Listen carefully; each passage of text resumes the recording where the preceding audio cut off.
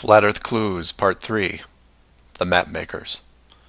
This is part of a series of clues that can help you get your head around both the design of the flat Earth system we live in and who has been involved in the deception to hide it from you. This clue looks into the USGS, otherwise known as the Map Makers of the World, and a few surprising things that they and others have in common with the flat Earth idea. All the reference links are provided in the description below, and I encourage you to check them out. For those of you outside the United States, USGS stands for United States Geological Survey, a scientific branch of the U.S. government. Formed in 1879, and with the help of the ever-expanding American Empire, they quickly became the premier map makers of the known world. Currently, they have around 9,000 employees and an annual budget of over $1 billion a year. They also have extensive science departments covering biology, geography, geology, hydrology, and many programs tied to them. Their motto since the 1990s has been "Science for a Changing World," and I'm going to show you how true that really is. What does this large, really boring government group have to do with the flat Earth? To understand that, you have to look into their origins, which is in geography. To do this, you'll need to open another page that specializes in maps. The maps you see in this video are from Wikipedia, but there are others you can reference as well. The wiki list of map projections isn't much to look at as a whole, although there are a number of interesting takes on the world view. Not only do they have just about every perspective when it comes to the land we live on, but some detailed information on where the map originated, including name type, the origin or creator, and the year the map perspective was proposed. Now, some of these will be very familiar, especially the ones that you would see on your classroom wall. There are a number of variations here, but the one that has been debated on recently would be this one, the Gauls-Peters, which accurately shows the size difference between the continents, the most obvious clue being that the white continent of Greenland is actually tiny compared to Africa. But I digress. If you keep going down through all the different shapes, you'll get into circular maps, but only one of these is a top-down perspective that shows the continents in the center, surrounded by an unbroken ring of ice. In Wiki, it's called the azimuthal equidistant, and just to make it easier, I'm going to abbreviate and call it AE for short. Why is this map so interesting? Well, if you're looking at the Wiki page, you'll spot a few reasons.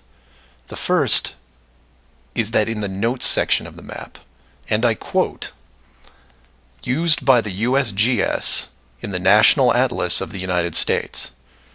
It also mentions that it is used as the emblem of the United Nations. Of all the maps on this screen, it is the only one that references a group of any kind. And if you keep this page open and navigate over to the Flat Earth section of Wiki, you'll notice towards the bottom of the page a similar map. I've referenced it here, and you can tell quite easily it's identical, but not referenced or linked as the AE model. To make things even more strange, we go back to the USGS model, and you see that it was first proposed 1,000 years ago, and you may think, well, that's a bad link. So you compare it with the person who proposed it, and you get this guy, Al-Biruni. Who was Al-Biruni? Well, he lived around 1,000 years ago and was considered one of the greatest scholars of his era, schooled in multiple sciences. Have you ever heard of him? I hadn't. Maybe it's multiple bad references in Wiki. Well, no, because NASA knows who he is and named this moon crater after him.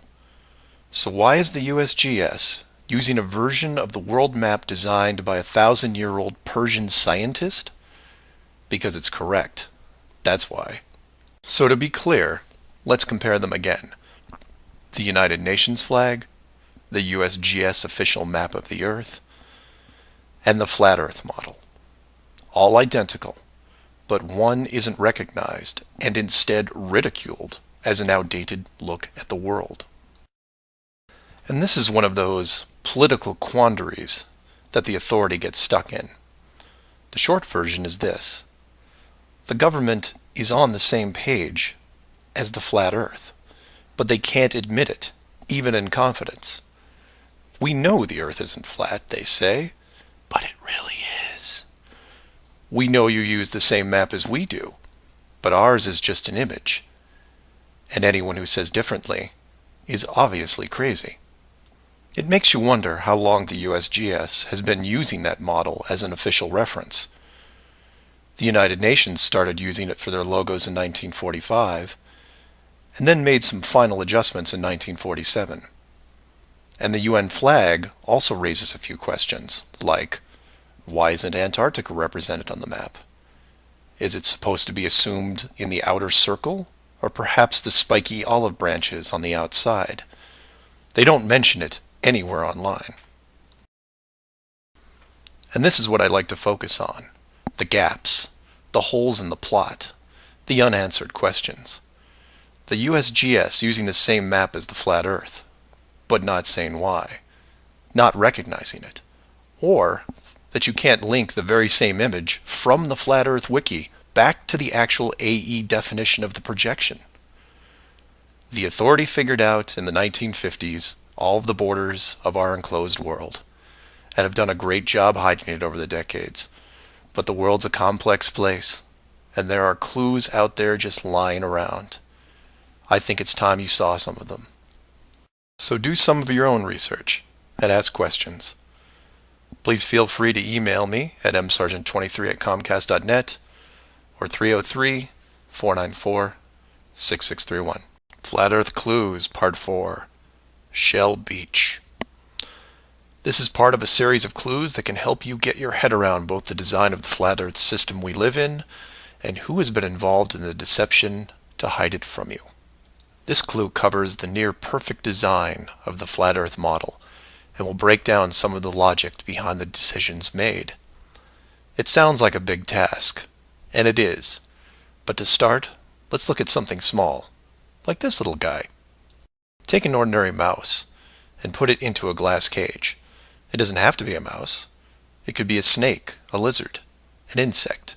It makes little difference for this exercise. People identify with mice because they're used to seeing them in lab experiments. Mice also don't have any sinister connotations. They're seen as relatively innocent and benign, the perfect test subject, as it were. I have yet to meet anyone who has a bias against the lab mouse. So the mouse goes into the box for the first time, and the reaction is always the same. It explores its surroundings, and more importantly, tests the barrier around it, probing for exits or potential exits.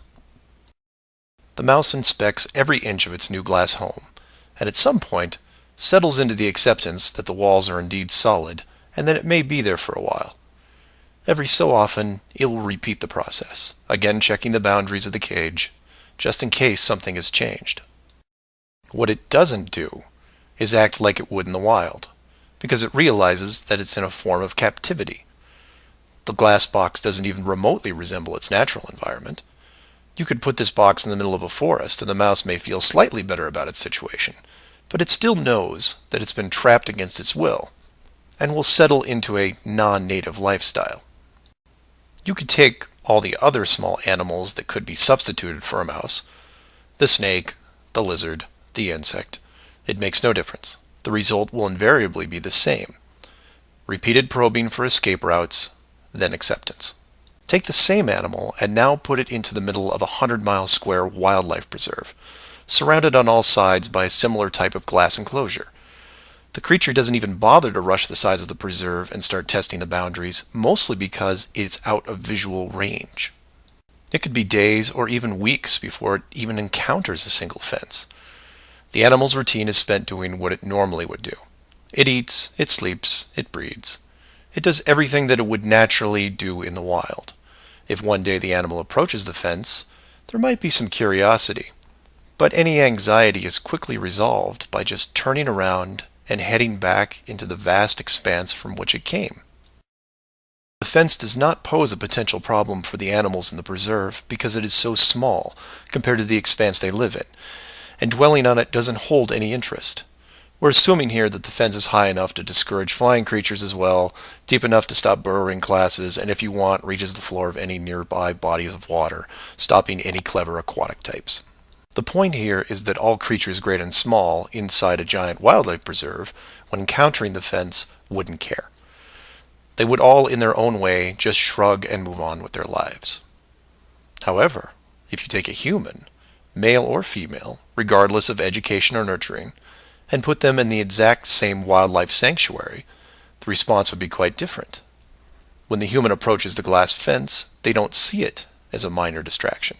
They pause, they wonder, and more importantly, they ask questions, either internally or amongst others. Why is the fence here? How far does it reach? Can I dig underneath, or climb over, or go around it? These questions continue in a way you might imagine, but eventually a bigger question jumps to the top of the list. Who built the fence? It is that which changes not only the type of questions being asked, but how the human being, or beings, look at their world. The giant wildlife preserve suddenly gets smaller.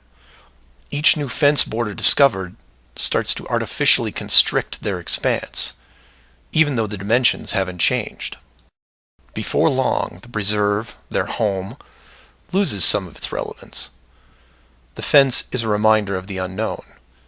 It provokes fear and endless speculation within the human. Given enough time, the importance of the preserve continues to be reduced, especially in relation to the fence. And the reason why it's so engrossing for the human is simple. It's there. It's real. They can see it, and maybe even touch it. Adding more humans to the equation increases the disparity of this situation by orders of magnitude. Have you seen the fence? Do you know how long it's been here?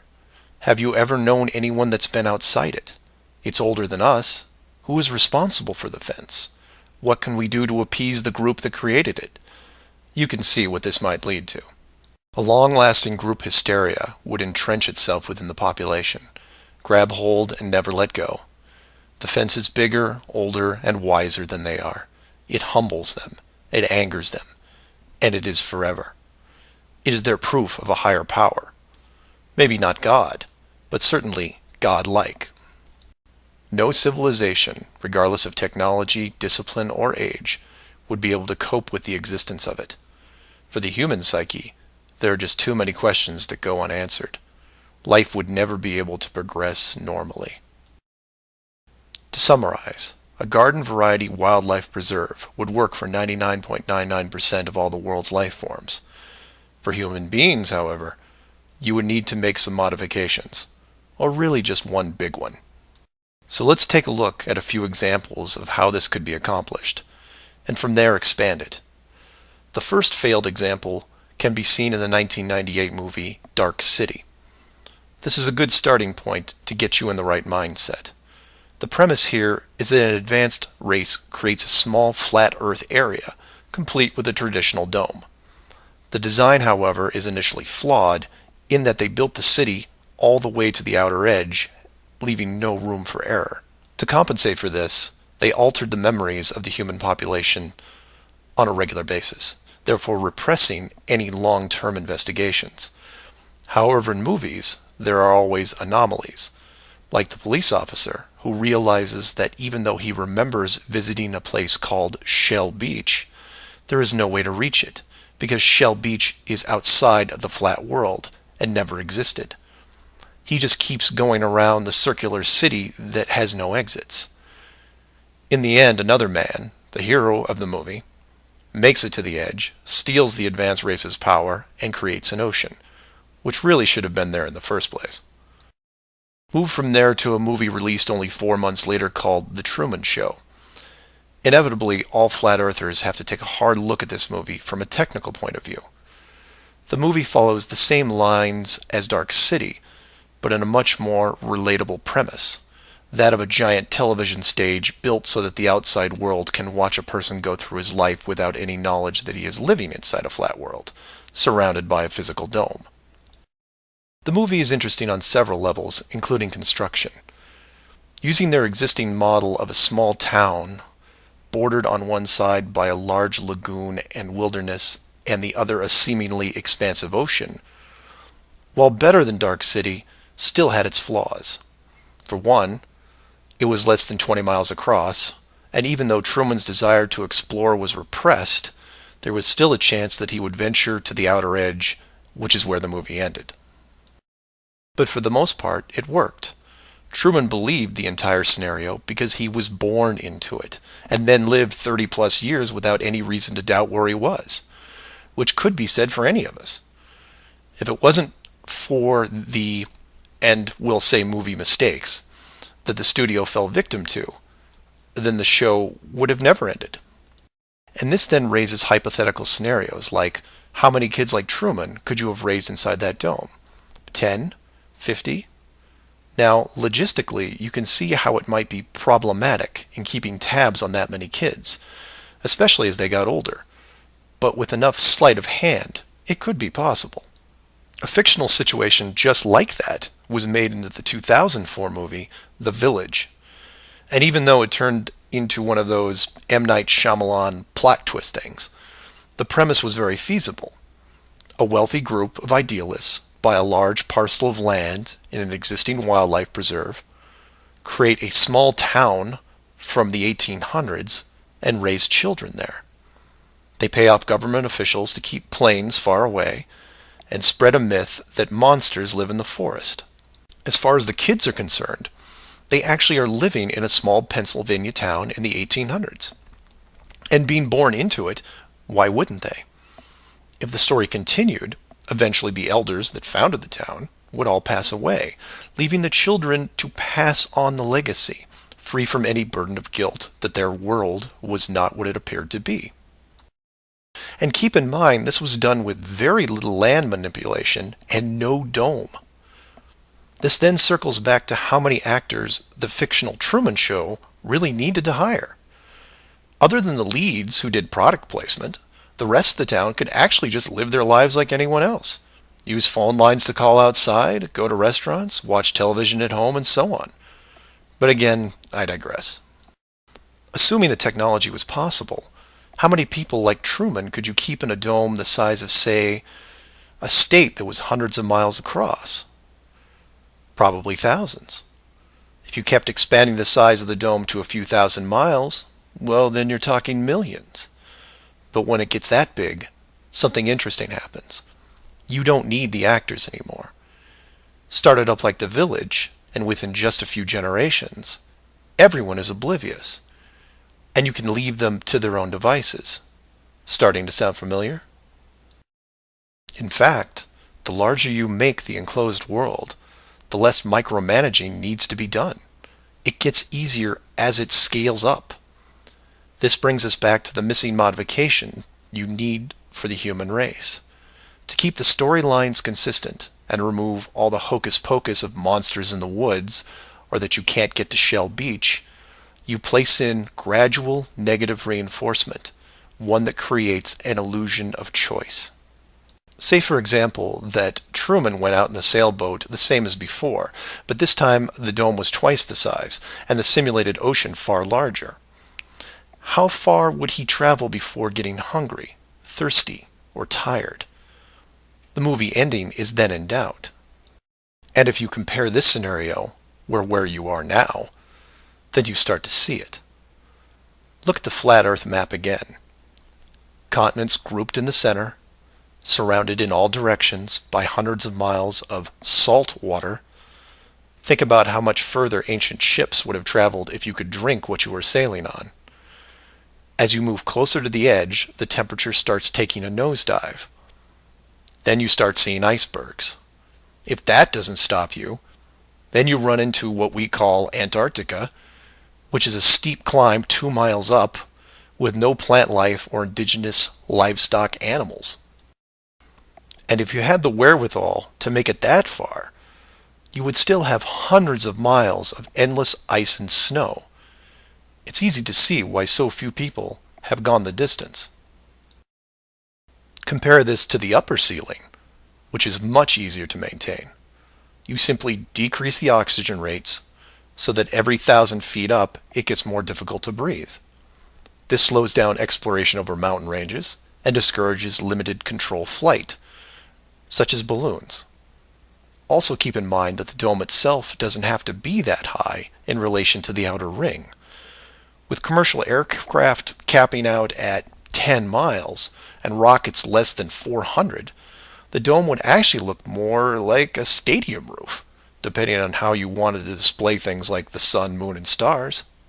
An enclosed world with these type of safeguards would be able to sustain an unknowing population for, say, what, 4,500 years?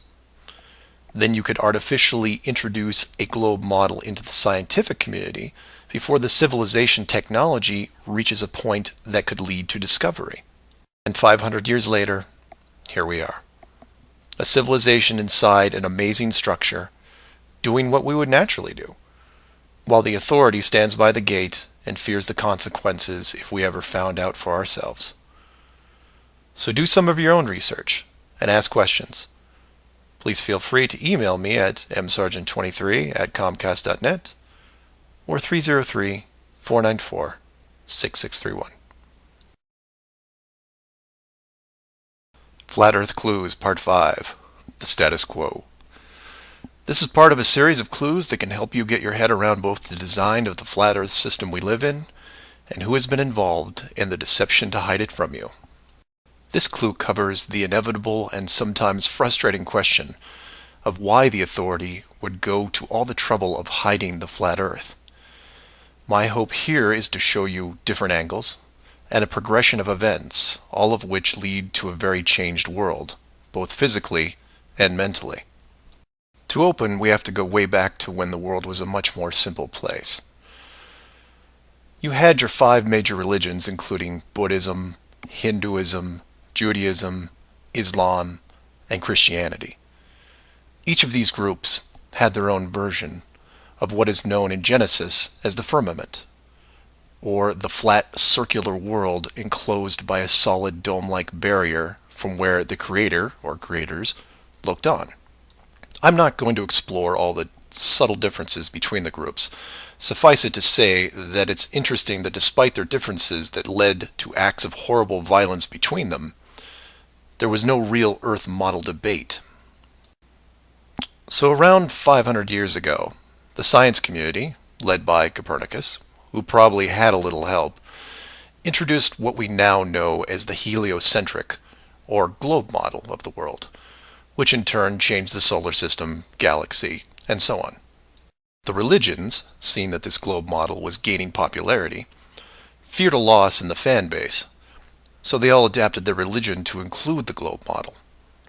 From their point of view, it was a small change from a circular to a globe world, and really, in a few generations, who would remember anyway? So the churches, mosques, temples wrapped up their flat earth model in a metaphoric soft cloth and put it in the drawer with the good silver for safekeeping. Remember this, because we'll come back to it later. And hundreds of years went by, with science promoting all the aspects of the globe, and the religions promoting their beliefs upon this globe. The world kept spinning, so to speak, and everyone was happy. Then in the early part of the 1900s, you get this pesky explorer named Richard Byrd. He has family money, all the right connections, and secures basically unlimited funding and the government green light to probe every piece of unseen territory there is. It was inevitable, I guess. A young man who has an unquenchable desire to see all that there is to see, and then granting him the tools needed to accomplish this goal.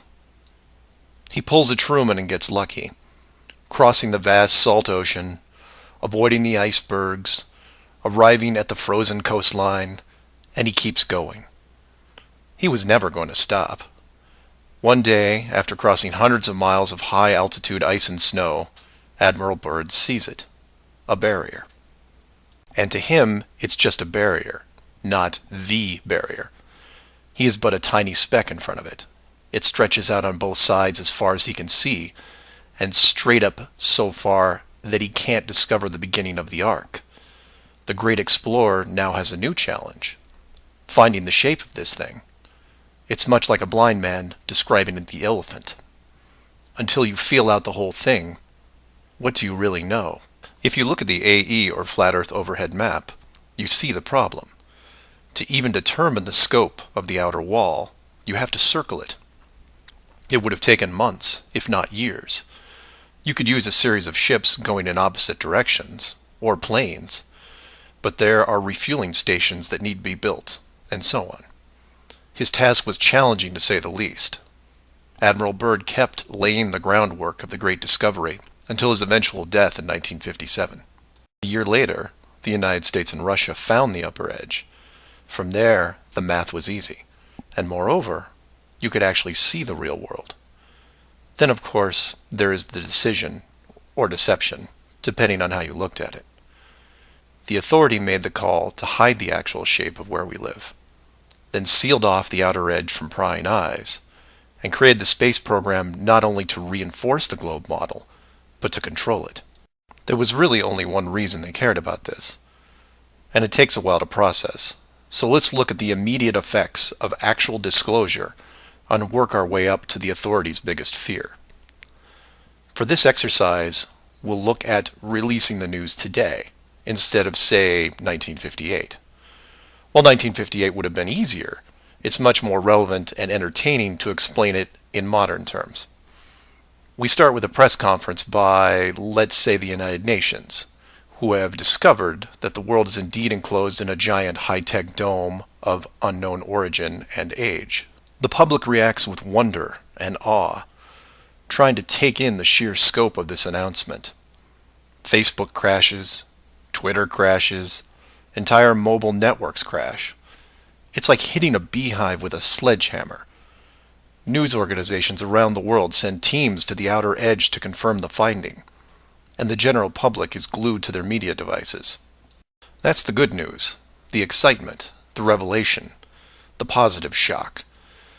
Then the bad news starts coming in waves, some of which you might not expect.